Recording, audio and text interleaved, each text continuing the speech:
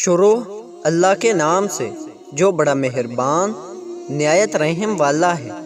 ایک دن ایک بادشاہ نے اپنے 3 وزراء کو دربار میں بلایا اور تینوں کو حکم دیا کہ تینوں ایک ایک تھیلا لے کر باغ میں داخل ہوں اور وہاں سے بادشاہ کے لیے مختلف اچھے پھل جمع کریں۔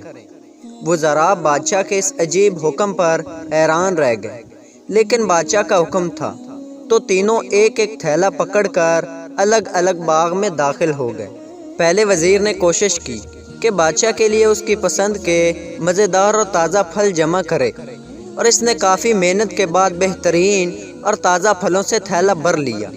دوسرے وزیر نے خیال کیا کہ بادشاہ ایک ایک پھل کا تو خود جائزہ نہیں لے گا کہ کیسا ہے، اور نہ ہی پھلوں میں فرق دیکھے گا، اس لیے اس نے بغیر فرق دیکھے جلدی ہر قسم کے تازہ اور کچے اور گلے سڑے پھلوں سے اپنا تھیلا بھر لیا۔ تیسرے وزیر نے سوچا کہ بادشاہ کی توجہ صرف تھیلے کے بھرنے پر ہوگی، اس کے اندر کیا ہے اسے بادشاہ نہیں دیکھے گا۔ یہی سوچ کر وزیر نے تھیلے میں گھاس پھوس اور پتے بھر لیے اور محنت سے بچ گیا اور وقت بچایا۔ دوسرے دن بادشاہ نے تینوں وزراء کو اپنے تھیلوں سمیت دربار میں حاضر ہونے کا حکم دیا۔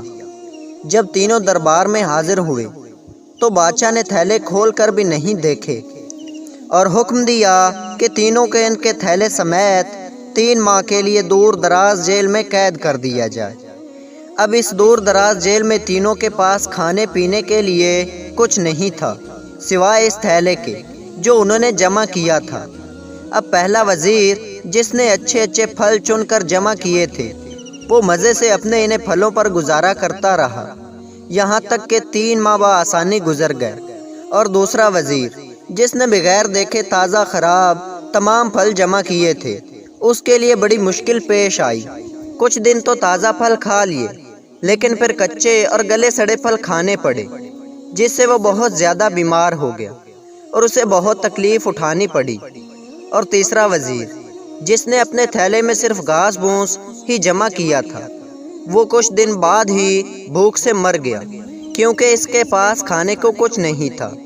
اب باپ اپنے آپ سے پوچھئے، آپ کیا جمع کر رہے ہیں؟